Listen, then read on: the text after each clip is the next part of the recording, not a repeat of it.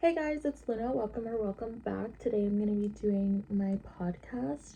So let's get right into it. Losing a friend is way worse than a breakup. And I know people may have different opinions, but it just is. A lot of relationships are with someone because we're attracted to them, not only by their face, but yes, of course, their face helps, but of course, their personality and stuff like that. When you're romantically involved with someone, you want to like how they look. I know some people are like, hey, I don't care about looks and stuff like that, and that may be true, but I feel like it's normal to want to look at someone that you find attractive every day.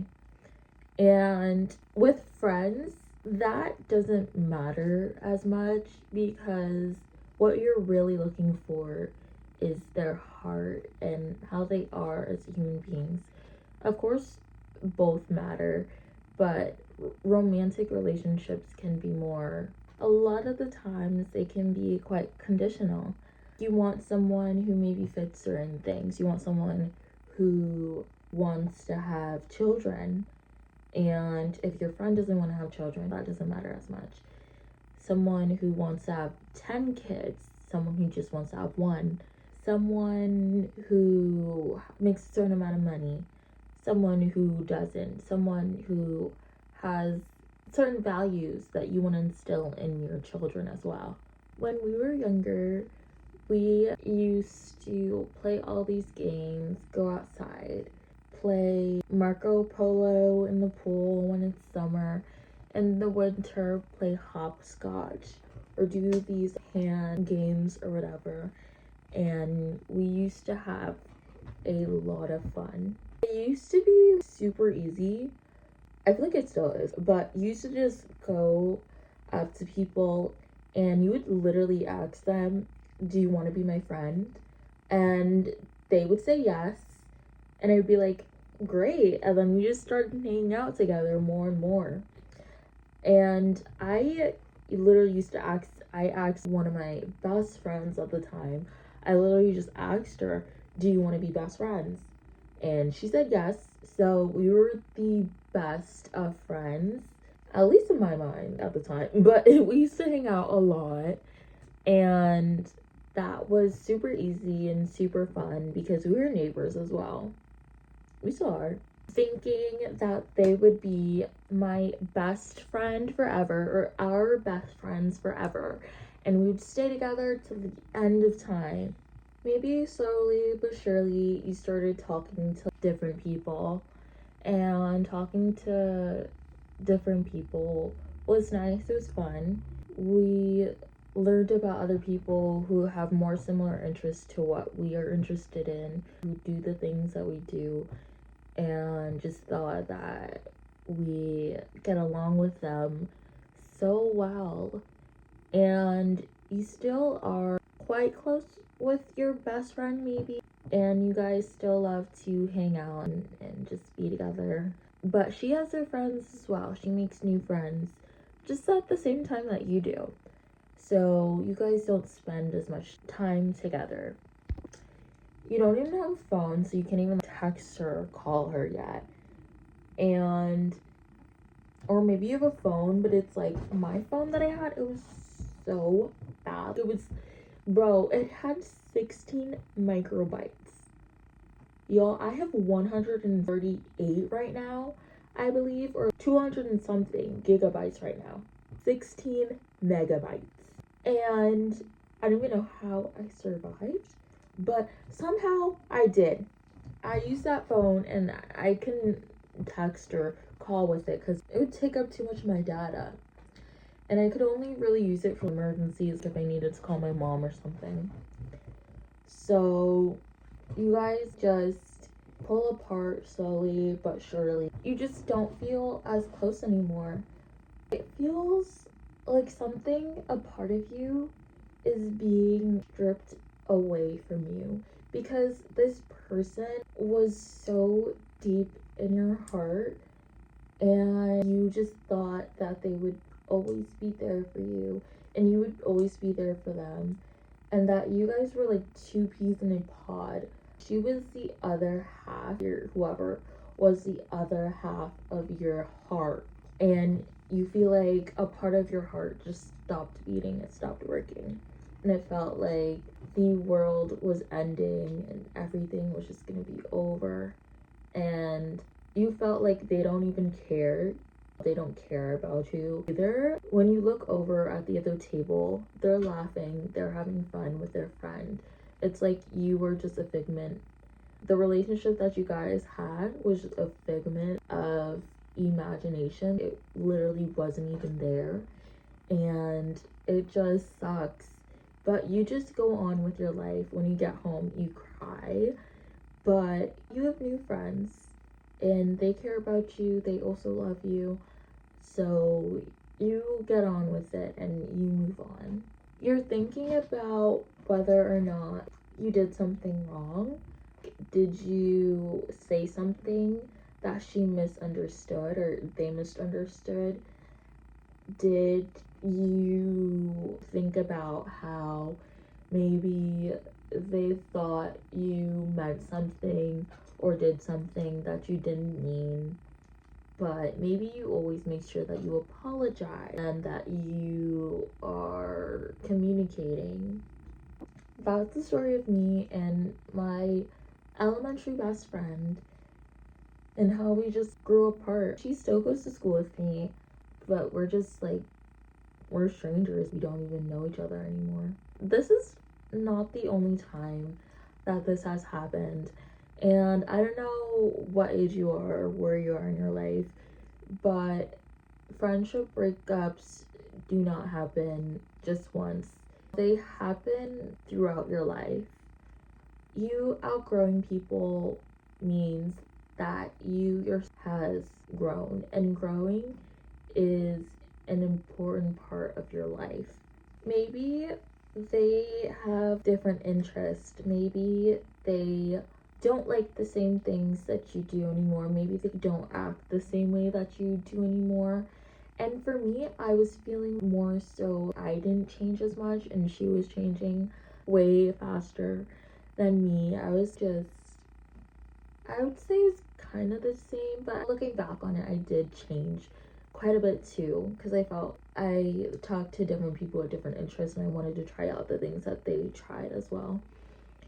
And that's completely normal. People have different timelines in life. People are not gonna always be in the same place that you are at a specific time in your life. That would be amazing if people are, but you have to remember that these people, like people that you birth, like your children, you if you're able to birth children, you birth the child, and that child can feel so close to you and so deep to you, but that child is not you. It's its own living and breathing being who have their own wants, their own needs, and their own goals. And of course, you make sure that all of their needs are fulfilled to the best of your ability, as well as in all of their wants. And you feed them, you give them water, you tell them that you love them, and you just be the best person that you can be to them in the way that they'd like to be treated. But even when you do that, that still may not be enough, because they may want to explore, they maybe don't want to stay inside the house with you, they want to travel, they want to go out with their friends, they want to get married, have children of their own, and do all of these different kinds of things. That maybe it's not that they don't want you there, but also maybe it's that you don't want to do those things. Maybe feel like you're at a certain age, which I don't know if this depends on age. I don't think it does. But maybe you're just don't want to go to a bunch of parties and party all out all night, but maybe they do. Maybe they want to experience that. People have their own trajectories in life, and your friends they're not always meant to be here for your life.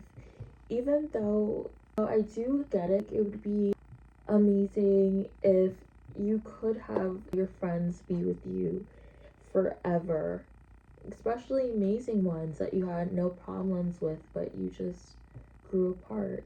But growing apart also means lessons.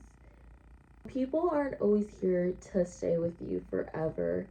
People are also here to teach us lessons, to teach us things about ourselves, to teach us things in either a positive way or a negative way.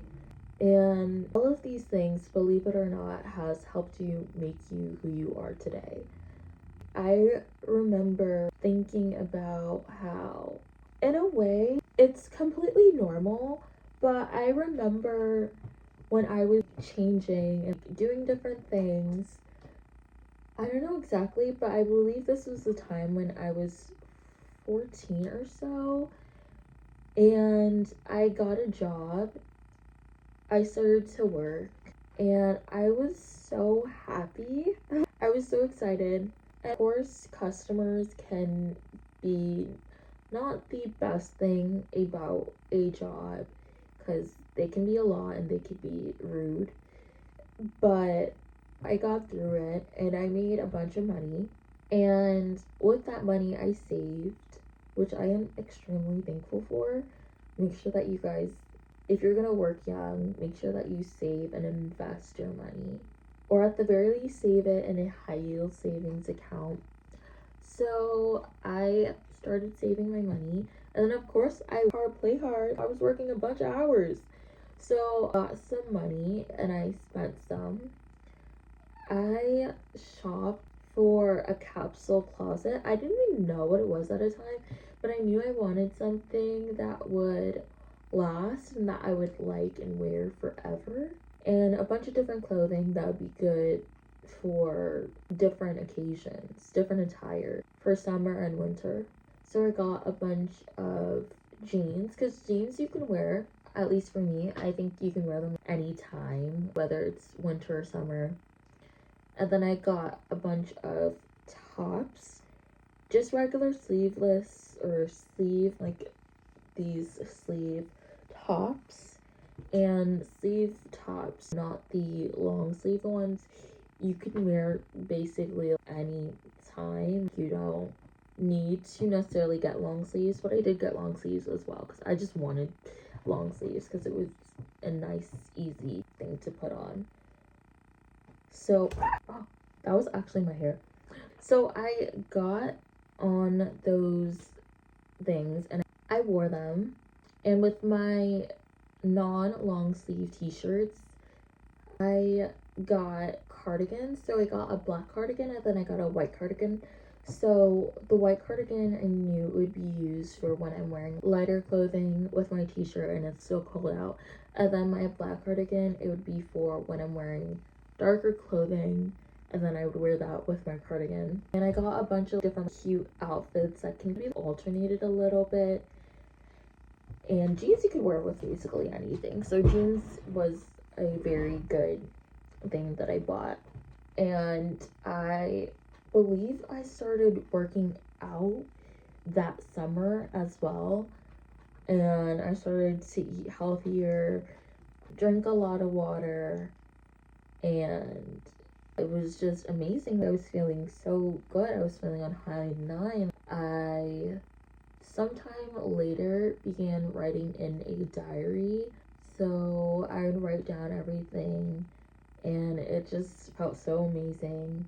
I would manifest different things that I wanted out of my life. So that was really great. And then I started to tell her about all of these different things.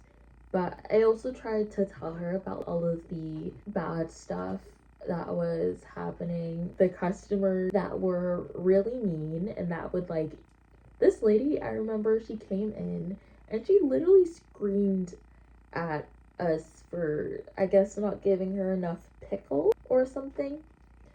But later she came in and she said that she had a bad day and she apologized to us.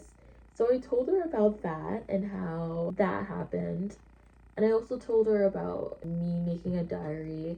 And I believe I might have started YouTube at this time, or maybe it was a little later. But I told her about all of these different things, and I just saw how her face would change, her expression and everything. I didn't really get it at that time. I wanted her to be inspired by me. I didn't mean in any way for her to ever get jealous. I told her these things so that she can maybe be inspired to do them as well. To eat healthier, to work out, to do all these things. But she did tell me that she didn't want to do these things. And it's valid, but I did keep on saying and talking about it. But I wanted the best for her. But I guess in a way, I was also being pushy. So I was telling her about all of these different things that I did. And obviously, she did. I think she wanted to be happy for me, but she just wasn't. And eventually, we just stopped talking. Because I felt that too. I felt that emotion. And I just didn't want to be around someone who wasn't gonna, especially my best friend, who wasn't gonna be happy for my achievements. And I didn't want to make her upset. I wanted her to be happy. One of the things that can be learned from this is that friendships can't be forced, that you changing and doing these things, though it may be good for them, may not actually inspire people, may make them jealous, or it may just may make them just feel like you guys aren't compatible anymore. And that's okay. You're the only person that you have in the whole world 24/7 for sure. You're the person who is in your head 24/7, who you are for sure in bed with every single night, under sheets, in your skin, in your head, in your mind. There is no one else there. I know a lot of people like to say that we are born alone, and meaning as a way of saying that we are good on our own and we should be okay on our own and doing stuff on our own. But the thing is, in a way, yes, we are born alone, but it's not like nobody's there. It's not like you don't have your mom, for sure, literally being the one that birthed you there. There's someone there with you. Someone that loves you, hopefully, and cares about you deeply.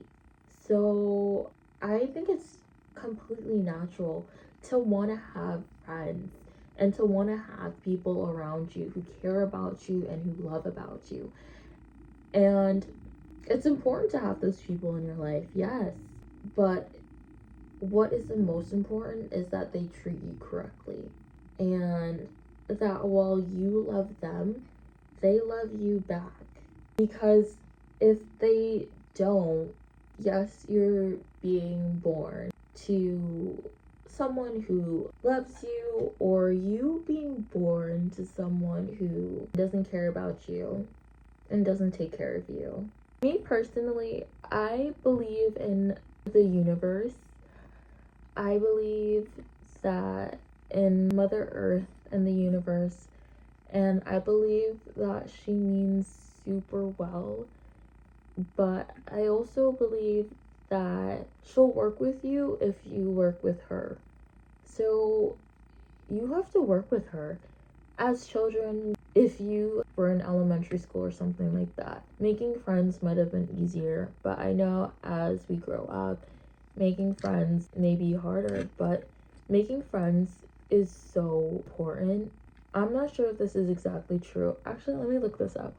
Loneliness is not good. It impacts your mental health and can lead to you being more at risk for mental health illnesses. Physical risk can put you at risk for more physical health harm.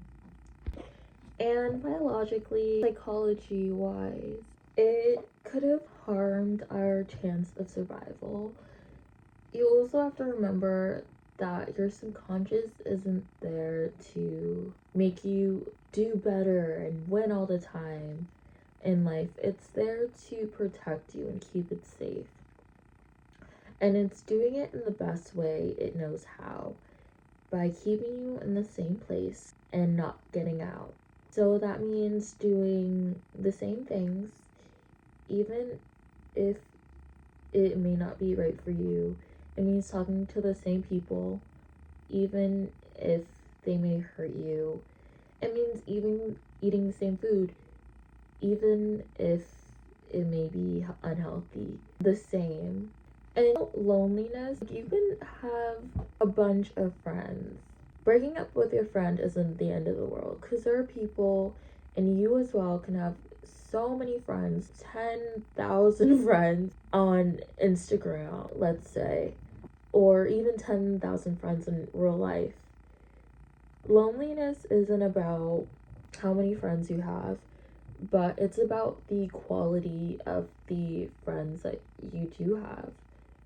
So if you're gonna have a best friend or people who are really close to you, then it's best that they, no, not even best, it's necessary that they treat you right, and that of course you treat them right as well, and that you can trust them and they can trust you, and that you love them and they love you.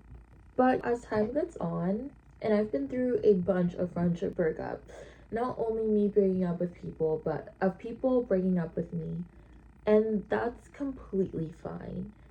They're on their life journey and I'm on mine, and that's totally fine. Not everyone is meant to stay, and that doesn't mean anything is wrong with you, though you should introspect yourself, of course, all of the time, to see on things that you could improve on, because you can always improve on yourself, you can always be better. But it's also important that you are your best friend and that you take care of yourself too. Anyway, I'll see you guys later.